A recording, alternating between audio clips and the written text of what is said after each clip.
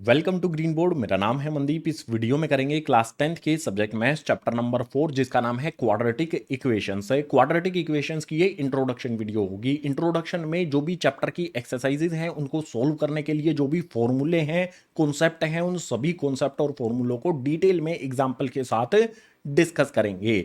So introduction to quadratic equations नई NCERT book के according जो भी इसके कॉन्सेप्ट हैं सभी कॉन्सेप्ट्स को शुरू करते हैं गाइस नेक्स्ट पेज से।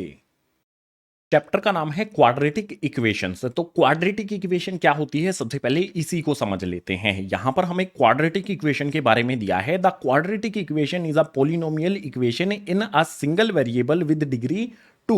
ऐसा पोलिनोमियल जिसमें सिंगल वेरिएबल हो और डिग्री उसकी 2 हो तो उसे क्वाड्रेटिक पोलिनोमियल या फिर क्वाड्रेटिक इक्वेशन कहते हैं। एग्जाम्पल दे दूंगा तो अच्छी तरह से समझ पाओगे। जैसे हमारा कोई भी पोलिनोमियल है, एक्स हमारा पोलिनोमियल है, इसकी डिग्री हम 2 कर देंगे तो ये पोलिनोमियल कैसा बन गया हमारा, क्वाड्रेटिक पोलिनोमियल या फिर क्वाड्रेटिक इक्वेशन।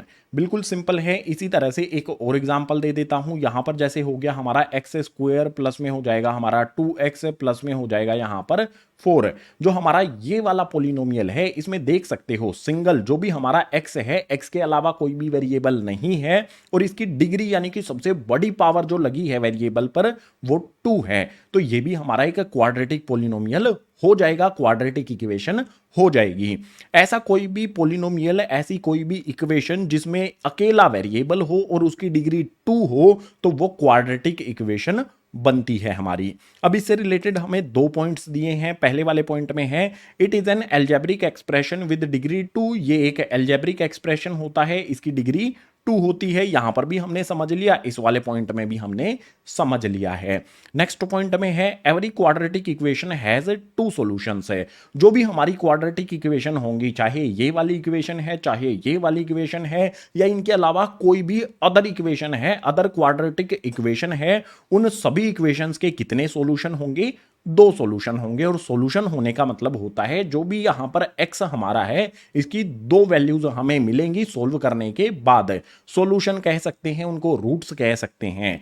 तो इस वाले जो भी हमारा ये पोलिनोमियल होगा, क्वाड्रेटिक पोलिनोमियल होगा, क्वाड्रेटिक इक्वेशन होगी, इनके 2-2 सॉल्यूशन होते हैं, 2-2 रूट्स होते हैं। बिल्कुल सिंपल है।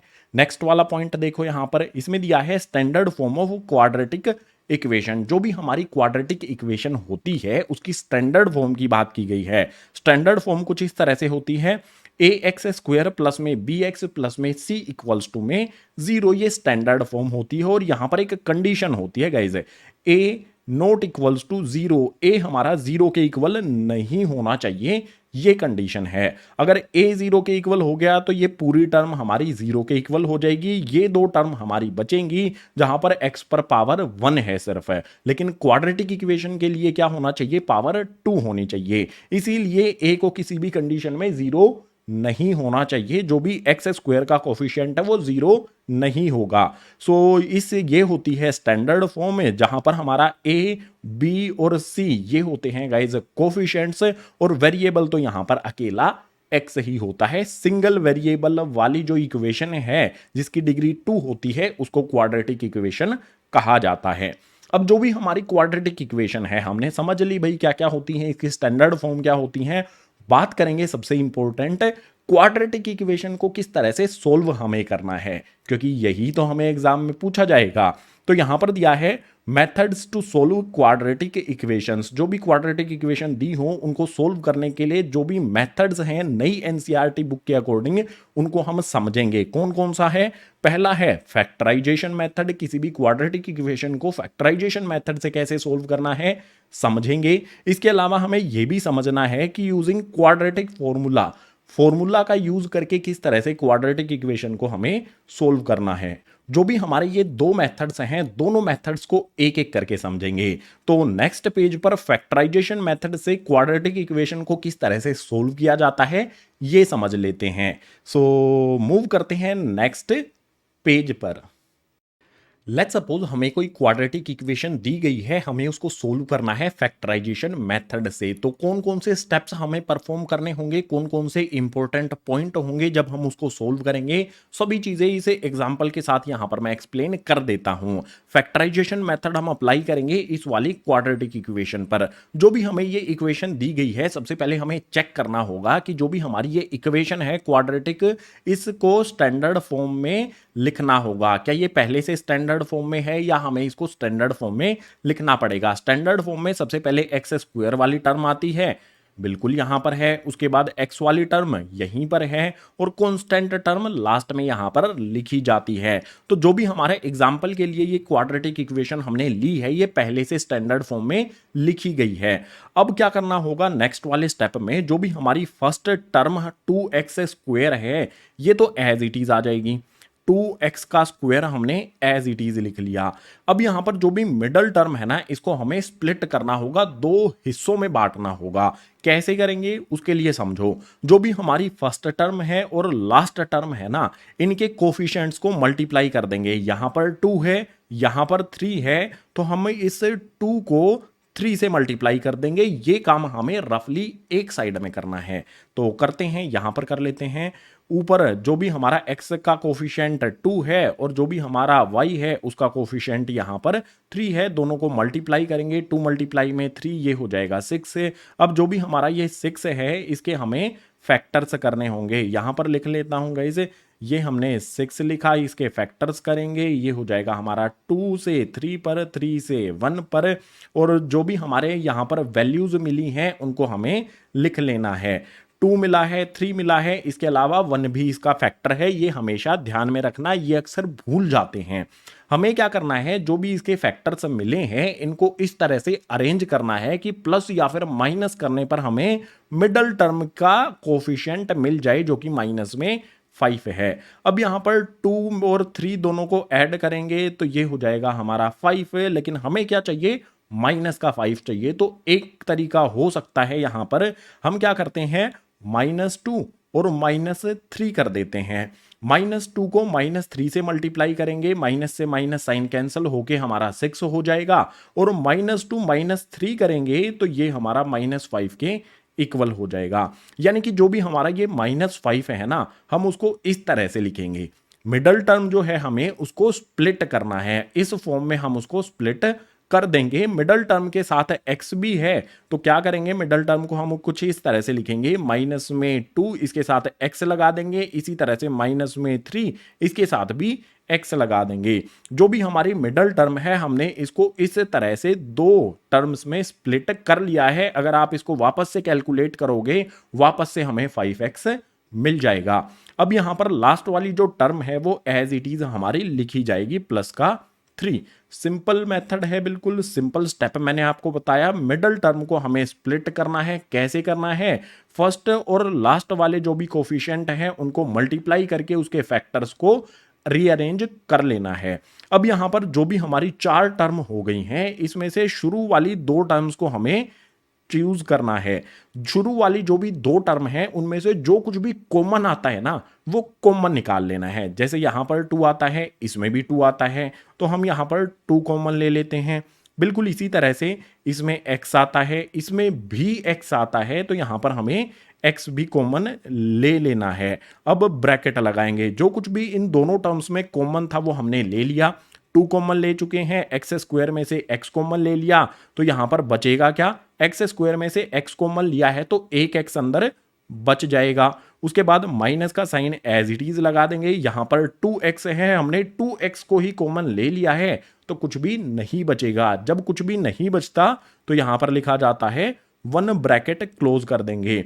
शुरू वाली 2 टर्म्स में से 2x कॉमन लेने के बाद x माइनस में 1 यहां पर बच गया। बिल्कुल इसी तरह से जो नेक्स्ट वाली हमारी 2 टर्म है, इनमें से भी हम कॉमन लेंगे। इनमें से क्या कॉमन आता है, देखो यहां पर भी 3 है और यहां पर भी 3 है, तो 3 हम कॉमन ले सकते हैं। 3 कैसा कॉमन लेना है हमें, प्लस का या फिर माइनस का, ये भी इंपॉर्टेंट है। अगर यहां पर माइनस का साइन लगा हुआ है तो हम माइनस का 3 कॉमन ले लेते हैं, तो ब्रैकेट लगाएंगे। अगर हमने माइनस साइन कॉमन लिया है तो इसका मतलब होगा इन दोनों टर्म्स के साइन चेंज हो जाएंगे। जब भी हम माइनस कॉमन लेते हैं तो अंदर वाले साइन चेंज हो जाते हैं, जो भी ब्रैकेट के अंदर वैल्यूज आएंगी उनके। तो यहां पर माइनस का 3 हमने कॉमन ले लिया, एक्स कैसा हो जाएगा, अंदर साइन इसके आगे माइनस का है तो एक्स हो जाएगा प्लस का, क्योंकि माइनस हम कॉमन ले चुके हैं। बिल्कुल इसी तरह से यहां पर -3 हमने कॉमन लिया है, 3 के टेबल में 3 आता है, 1 टाइम पर ये प्लस का साइन है, लेकिन माइनस कॉमन लेने पर साइन चेंज हो जाएगा माइनस में। 3 के टेबल में 3 आता है 1 पर, तो यहां पर आ जाएगा 1। अब ध्यान से आप देखोगे तो इस वाले ब्रैकेट के अंदर और इस वाले ब्रैकेट के अंदर बिल्कुल हमारी सेम वैल्यूज हैं। अगर सेम वैल्यू है तो इसका मतलब है कि जो भी हमने अभी तक स्टेप्स परफॉर्म किए हैं वो बिल्कुल सही किए हैं। अब नेक्स्ट स्टेप को ध्यान से समझना गाइज, जो भी हमारा इस ब्रैकेट के बाहर 2x है और इस वाले ब्रैकेट के बाहर -3 है, इनको इकट्ठा लिख देना है। यहां पर लिख देंगे 2x उसके बाद -3। बिल्कुल इसी तरह से एक बीच में लाइन लगा लो इस तरह से, बिल्कुल इसी तरह से ये वाला ब्रैकेट x-1, ये वाला ब्रैकेट भी हमारा x-1, तो ये कॉमन आ जाएंगे, यानी कि इनको एक बार ही लिखा जाएगा x-1। अब यहां पर जो भी है इक्वल्स टू में 0 भी लगी है, जो हम अभी तक भूल रहे हैं, यहां पर इक्वल्स टू में 0 भी कंटिन्यू रहेगी। जब ये हम अलग अलग कर लेंगे तो इनको सेपरेटली इक्वल कर देंगे 0 के, यानी कि ये वाला भी 0 के इक्वल होगा और ये वाला भी 0 के इक्वल होगा। अब यहां से हमें x की वैल्यू मिलेगी। x की वैल्यू कैसे फाइंड करेंगे, x हमारा एज इट इज इक्वल्स का साइन लगा लेंगे, -3 है दूसरी तरफ शिफ्ट हो जाएगा तो हो जाएगा +3। इसके बाद जो भी x के साथ में 2 मल्टीप्लाई है इसको दूसरी तरफ शिफ्ट कर देंगे तो ये हो जाएगा डिवाइड में। यहां पर हमें एक रूट मिल जाता है इस क्वाड्रेटिक इक्वेशन का, इसको रूट भी कह सकते हैं, इसको सॉल्यूशन भी कह सकते हैं, वैल्यू ऑफ वेरिएबल भी कह सकते हैं। बिल्कुल इसी तरह से एक वैल्यू हमें यहां से मिलेगी, x हमारा एज इट इज इक्वल्स का साइन लगा लेंगे, -1 को दूसरी तरफ शिफ्ट करेंगे तो हो जाएगा हमारा 1। जो भी हमारे दो रूट्स हैं इस क्वाड्रेटिक इक्वेशन के, यहां पर हमने फाइंड कर लिए हैं। इस तरह से हमें सोल्व करना है फैक्टराइजेशन मेथड का यूज करके क्वाड्रेटिक इक्वेशन को। बिल्कुल सिंपल मेथड्स हैं, दोबारा से देख लो और कुछ इक्वेशंस की प्रैक्टिस भी कर लो तो बिल्कुल इजी हो जाएगा आपके लिए ये वाला मेथड। सो फैक्टराइजेशन मेथड एग्जांपल के साथ हमने समझ लिया। अब इसे नेक्स्ट जो मेथड है उसको समझने के लिए, उसके हर एक पॉइंट को क्लियर करने के लिए मूव करते हैं गाइज नेक्स्ट पेज पर। पीछे वाले पेज पर हमने इस वाली क्वाड्रेटिक इक्वेशन को फैक्टराइजेशन मेथड से सोल्व किया था। इस वाले पेज पर समझ लेते हैं क्वाड्रेटिक फॉर्मूला यूज करके इस इक्वेशन को कैसे सोल्व करना है, इसके रूट्स फाइंड करने हैं या फिर वेरिएबल की वैल्यू कैसे फाइंड करनी है। तो सबसे पहले इसके क्वाड्रेटिक फॉर्मूला क्या है और इसके कुछ इंपॉर्टेंट पॉइंट्स हैं उनको समझ लेते हैं। उसके बाद इस एग्जांपल को सोल्व करेंगे क्वाड्रेटिक फॉर्मूला से। सो क्वाड्रेटिक फॉर्मूला में सबसे पहले तो ये स्टैंडर्ड फॉर्म होती है क्वाड्रेटिक इक्वेशन की। जो भी हमें इक्वेशन दी होगी वो इसे स्टैंडर्ड फॉर्म में हमें सबसे पहले लिखनी है, ये ऑलरेडी स्टैंडर्ड फॉर्म में लिखी गई है। उसके बाद क्वाड्रेटिक फॉर्मूला यहां पर लिखा गया है, फॉर्मूला है x इक्वल्स टू में -b, उसके बाद यहां पर प्लस का साइन लगा है, लेकिन बता दूं ये साइन होता है प्लस माइनस का, ठीक है। इसी प्लस के नीचे माइनस का साइन भी लगा होता है। तो क्वाड्रेटिक फॉर्मूला क्या होता है दोबारा से देखते हैं, x इक्वल्स टू में -b plus minus √b² minus में 4ac अपॉन में 2, ये होता है क्वाड्रेटिक फॉर्मूला। याद कर लेना इस फॉर्मूले को। अब जो भी इस अंडर रूट के वैल्यूज हैं b² माइनस में 4ac, यहां पर देखो b² माइनस 4ac, ये इक्वल होता है गाइज d के, इसको d भी कहा जाता है। अगर हमें पहले से पता है b² माइनस 4ac की वैल्यू क्या है तो हम उसको d रेफर कर सकते हैं, d के इक्वल कर सकते हैं। यहां पर हमारा फॉर्मूला इस तरह से भी बन सकता है, फॉर्मूला ही हम इस तरह से भी बना सकते हैं, -b उसके बाद प्लस माइनस अंडर रूट। अगर हमें d की वैल्यू पता है तो डायरेक्ट यहां पर d हम लिख देंगे b² माइनस 4ac की जगह पर। उसके बाद यहां पर डिनोमिनेटर में आ जाएगा हमारा 2a। इस तरह से भी ये फॉर्मूला बन सकता है, लेकिन इसी तरह से मेनली इसका ज्यादा यूज आपका होने वाला है। तो इस तरह से भी याद कर लेना, इस तरह से भी याद कर लेना, या फिर एक सिंपल पॉइंट है d इक्वल्स टू में b² माइनस 4ac होता है ये ध्यान रखना। अब यहां पर क्वाड्रेटिक फॉर्मूले में नेचर ऑफ रूट्स भी आता है। नेचर ऑफ रूट्स का मतलब होता है जो भी हम वेरिएबल की वैल्यू फाइंड करेंगे उनको रूट्स कहा जाता है। तो वो रूट्स कैसे होंगे क्वाड्रेटिक इक्वेशन के। अगर हमें d की वैल्यू पता चल जाए यानी कि बी स्क्वायर माइनस 4ac हम कर दें किसी भी क्वाड्रेटिक इक्वेशन का, तो हमें उसके रूट्स यानी कि उसकी जो भी वैल्यूज मिलेंगी वेरिएबल्स के लिए वो पता चल जाती हैं वो किस तरह की होंगी। किस किस तरह की होती हैं, 3 टाइप होते हैं इसके। सबसे पहले वाले पॉइंट में दिया है d ग्रेटर देन 0। अगर हमें d की वैल्यू इस फॉर्मूले का यूज करके 0 से बड़ी मिलती है तो जो जीरोज हैं रूट्स हैं वो क्या होंगे, 2 डिस्टिंक्ट रियल रूट्स से, यानी कि 2 अलग अलग रियल रूट्स होंगे, 2 अलग अलग x की वैल्यू हमें मिलेंगी। एग्जांपल के लिए यहां पर बता देता हूं, जैसे x की वैल्यू हमें कुछ मिल जाती है, लेट्स सपोज 1 मिल जाती है, तो जो दूसरी x की वैल्यू मिलेगी वो 1 से अलग होगी। लेट्स सपोज वो हमें 3 मिल जाती है। इस तरह से अलग अलग हमें x की वैल्यूज मिलेंगी। जो भी ये वैल्यूज मिली हैं इन्हीं को रूट्स कहा जाता है, रियल रूट्स, यानी कि रियल वैल्यूज अलग अलग मिलेंगी हमें। इस वाली कंडीशन में, फर्स्ट वाले पॉइंट की कंडीशन में, अगर d की वैल्यू 0 से बड़ी होती है तो। सेकंड वाली कंडीशन में है d इक्वल्स टू में 0। अगर d 0 के इक्वल हो जाए, इस वाले फॉर्मूले में जो भी हमारी वैल्यूज हैं वो पुट करेंगे और d की वैल्यू हमें 0 मिल जाए, तो इसमें कहा गया है 2 इक्वल रियल रूट्स। जो भी हमारे रूट्स हैं यानी कि x की वैल्यू है वो 2 तो मिलेंगी लेकिन वो दोनों एक दूसरे के इक्वल होंगी। इसका भी एग्जांपल देकर बता देता हूं, जैसे लेट्स सपोज हमें x की वैल्यू 6 मिली है। अगर d 0 के इक्वल है तो x की सेकंड वैल्यू भी हमें 6 ही मिलेगी, बिल्कुल सेम और इक्वल वैल्यूज हमें मिलने वाली हैं।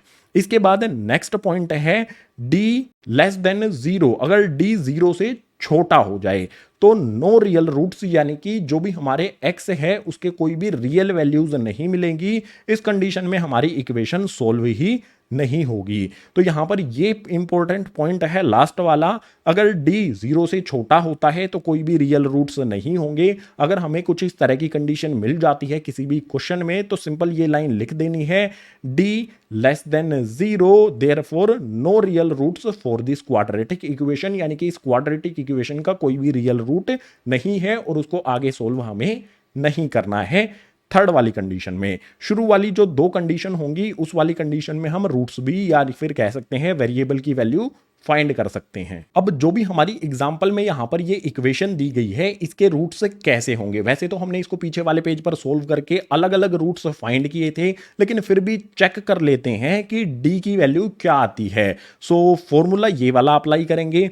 a की वैल्यू हो जाएगी गाइज हमारी 2, b की वैल्यू हो जाएगी यहां पर हमारी -5 और c की वैल्यू हो जाएगी हमारी 3, क्योंकि एक्स स्क्वायर का कोफिशिएंट a होता है, x का कोफिशिएंट b होता है और c हमारी कांस्टेंट टर्म होती है। फॉर्मूला लिखते हैं यहां पर d इक्वल्स टू में बी स्क्वायर माइनस में 4ac। इसमें वैल्यू पुट करते हैं। सबसे पहले हमारा b यहां पर दिया गया है -5, b की जगह पर -5 लिखा, उसके बाद -4 एज इट इज फॉर्मूले के अकॉर्डिंग a और c इस 4 में मल्टीप्लाई हमें कर देने हैं। a हमारा 2, c हमारा 3, तो यहां पर आ जाएगा हमारा 2, इसी में मल्टीप्लाई हो जाएगा c यानी कि 3। तो -5 जो भी b है इसका हमें स्क्वायर भी करना है, -5 का यहां पर स्क्वायर करेंगे, -5 को -5 से मल्टीप्लाई करेंगे या फिर कह सकते हैं -5 का स्क्वायर करेंगे तो ये हो जाएगा गाइस 25। इसके बाद माइनस का साइन एज इट इज लगा देते हैं, 4 को 2 से मल्टीप्लाई करेंगे हो जाएगा 8, 8 को 3 से मल्टीप्लाई करेंगे तो हो जाएगा 24। सो यहां पर आ जाएगी हमारी वैल्यू 24। 25 में से 24 को माइनस करेंगे तो आ जाएगा 1। जो हमारा ये 1 आया है ये ग्रेटर देन 0 है, यानी कि 0 से बड़ा है। अगर 0 से बड़ा हमें मिल गया है यानी कि फर्स्ट वाली कंडीशन होगी x की हमें अलग अलग वैल्यूज मिलेंगी। अब अलग अलग वैल्यूज तो हमें पता ही था, वैसे पीछे वाले पेज पर हमने जब इस इक्वेशन को सोल्व किया था तो x की हमें अलग अलग वैल्यू मिल रही थी। तो इस तरह से हमें नेचर ऑफ रूट्स चेक करना है इस वाले फॉर्मूले से, ये बताने का मेरा मकसद था यहां पर। ठीक है, अब नेक्स्ट क्या करेंगे, अगर हमें इसके रूट्स फाइंड करने हैं, इसमें वेरिएबल की वैल्यू फाइंड करनी है क्वाड्रेटिक फॉर्मूला का यूज करके, वो कैसे करेंगे। देखो बिल्कुल सिंपल है। सबसे पहले जो भी हमारा क्वाड्रेटिक फॉर्मूला है वही लिख लेंगे, x इक्वल्स टू में -b, उसके बाद plus minus under root b square minus में 4ac, देन डिनोमिनेटर में आ जाएगा हमारा गाइज 2a। इस फॉर्मूले में हमें जस्ट वैल्यूज पुट करनी है। सबसे पहले माइनस बी आएगा, माइनस साइन लगा देते हैं। उसके बाद बी की वैल्यू कितनी है, -5। बी की वैल्यू यहां पर रख देते हैं -5, देन प्लस माइनस का साइन लगा लेंगे। उसके बाद यहां पर हमें बनाना है स्क्वायर रूट, तो यहां पर मैंने स्क्वायर रूट बना दिया। स्क्वायर रूट के अंदर b का स्क्वायर हमें करना है, b की वैल्यू -5 है, तो यहां पर लिखूंगा मैं -5 और इसका कर दूंगा स्क्वायर। इसके बाद माइनस का साइन लगा करके 4ac करना है। 4 हमारा एज इट इज आ जाएगा, इसमें मल्टीप्लाई होगा हमारी a की वैल्यू और c की वैल्यू। तो a इसमें मल्टीप्लाई कर दिया हमने, a की वैल्यू मल्टीप्लाई करेंगे, 2 मल्टीप्लाई कर दिया, और c की वैल्यू 3 इसमें हमने मल्टीप्लाई कर दी। और इसके डिनोमिनेटर में क्या रखेंगे, 2 हमारा आ जाएगा, उसके अलावा a की वैल्यू आएगी, 2 आ गया, और जो भी हमारा a है इसकी वैल्यू यहां पर 2 रख देंगे, तो यहां पर आ जाएगा हमारा 2। जो भी फॉर्मूला था उसमें a b और c की जो वैल्यू थी वो हमने पुट कर दी। अब सोल्व कर लो। सबसे पहले देखो -5 माइनस माइनस ये होता है गाइज +5 है, तो इसके नेक्स्ट क्या होगा, हमारा जो भी साइन है प्लस माइनस का वो एज इट इज रहेगा। रूट के अंदर वाली वैल्यूज को सोल्व करेंगे, रूट के अंदर हमारा -5 का स्क्वायर करेंगे तो ये हो जाएगा 25, के बाद माइनस का साइन लगाएंगे, 4 को 2 से मल्टीप्लाई करेंगे 8 को 3 से मल्टीप्लाई करेंगे तो हो जाएगा 24। डिनोमिनेटर पर आ जाते हैं, डिनोमिनेटर में 2 को 2 से मल्टीप्लाई करेंगे तो ये हो जाएगा हमारा 4। अब इससे आगे जो स्टेप परफॉर्म करेंगे उसके लिए ये जो भी मैंने एग्जांपल दिया था इनके लिए वो रब कर देता हूं। आई होप आपको ये पहले ही समझ में आ गया होगा। तो यहां पर आगे सोल्व करने के लिए 5 आ जाएगा, प्लस माइनस का sign as it is. Root के अंदर हमारी क्या वैल्यू आएगी, 25 को 24 में, मतलब 24 को 25 में से माइनस करेंगे तो यहां पर आ जाएगा हमारा 1 और डिनोमिनेटर में हमारा आ जाएगा 4। अब यहां पर एक बात समझो, अगर रूट के अंदर 1 दिया गया है तो वो अपने आप ही बाहर आ जाता है, हमें कुछ भी करने की जरूरत नहीं होती। तो यहां पर आ जाएगा हमारा 5, उसके बाद प्लस माइनस हो जाएगा हमारा 1, देन डिनोमिनेटर में आ जाएगा हमारा 4। बिल्कुल सिंपल, यहां पर हमने 5 प्लस माइनस 1 अपॉन में 4। अब इंपॉर्टेंट पॉइंट जो है ना वो ध्यान से समझो, यहां से x की वैल्यू, x यहां पर एज इट इज चलता रहेगा। अब हमारा जो भी x इक्वल्स टू में 5 प्लस माइनस 1 अपॉन में 4 है, इसको हम दो तरह से लिखेंगे। एक बार यहां पर लिखा जाएगा हमारा x इक्वल्स टू में हमारा 5 आ जाएगा, प्लस में 1 और डिनोमिनेटर में 4 आ जाएगा। 5 प्लस 1 करके हमने यहां पर लिख दिया है प्लस के साइन के साथ, यहां पर प्लस माइनस का साइन है तो इसी को दूसरी तरह से भी लिखा जाएगा। यहां पर हमारा x as it is equals to में क्या होगा, प्लस के साथ हम लिख चुके हैं तो माइनस का साइन यहां पर बचेगा। 5 माइनस का साइन लगाएंगे 1 और डिनोमिनेटर में 4 हमारा एज इट इज। जो भी हमारी ये वैल्यू थी इसको एक बार हमने प्लस के साथ लिख दिया, एक बार माइनस के साथ लिख दिया। अब इसको सोल्व करेंगे, देखो बिल्कुल सिंपल है गाइज। यहां पर 5 प्लस में 1 करेंगे तो ये हो जाएगा हमारा 6, डिनोमिनेटर वाला 4 एज इट इज। ऊपर 6 है नीचे 4 है, दोनों 2 के टेबल में आते हैं तो 2 2 जा 4 हो जाएगा, 2 3 जा 6 हो जाएगा। फ्रैक्शन बनेगा हमारा 3 अपॉन में 2। बिल्कुल इसी तरह से इसको भी सोल्व करेंगे, 5 में से 1 को माइनस करेंगे तो ये हो जाएगा गाइज हमारा 4, डिनोमिनेटर वाला 4 एज इट इज। 4 से 4 को कैंसिल कर सकते हैं 1 टाइम पर। जो भी हमारी ये क्वाड्रेटिक इक्वेशन थी इसको जब पीछे वाले पेज पर सोल्व किया था तो यही हमें x की वैल्यूज मिली थी, 3 अपॉन में 2 और यहां पर 1। तो फैक्टराइजेशन मेथड से कैसे सोल्व करना है और क्वाड्रेटिक फॉर्मूला का यूज करके कैसे सोल्व करना है किसी भी क्वाड्रेटिक इक्वेशन को, दोनों तरह से मैंने एक्सप्लेन कर दिया है। तो क्वाड्रेटिक इक्वेशन का जो भी क्वाड्रेटिक फॉर्मूला वाला कॉन्सेप्ट है, इससे रिलेटेड जो भी पॉइंट्स हैं, इन सभी को एक्सप्लेन करने के बाद इस चैप्टर का इंट्रोडक्शन हो जाता है कंप्लीट। उम्मीद करूंगा जो भी कॉन्सेप्ट हैं एग्जांपल के साथ जो भी एक्सप्लेन किए गए हैं सभी के सभी कॉन्सेप्ट आपको समझ आए होंगे। अगर आए हैं तो वीडियो को लाइक कर देना, अपने क्लासमेट्स के साथ शेयर कर देना। जितने भी नए स्टूडेंट्स हैं चैनल को सब्सक्राइब कर देना। क्लास 10 से रिलेटेड जो भी एजुकेशनल कंटेंट है, वीडियोस हैं, इसी तरह से चैनल पर आती रहेंगी। इसके अलावा चैप्टर नंबर 4 की जो भी अदर वीडियोस हैं, इंट्रोडक्शन वाली वीडियो देख ली, एक्सरसाइज वाली वीडियोस अभी बची हैं, उन सभी के लिंक आपको दिए गए हैं नीचे डिस्क्रिप्शन बॉक्स में, सभी को देख लेना और अच्छी तरह से समझ लेना। सो इस वीडियो में इतना ही, मिलता हूं आपसे इसी तरह की नेक्स्ट एजुकेशनल वीडियो में।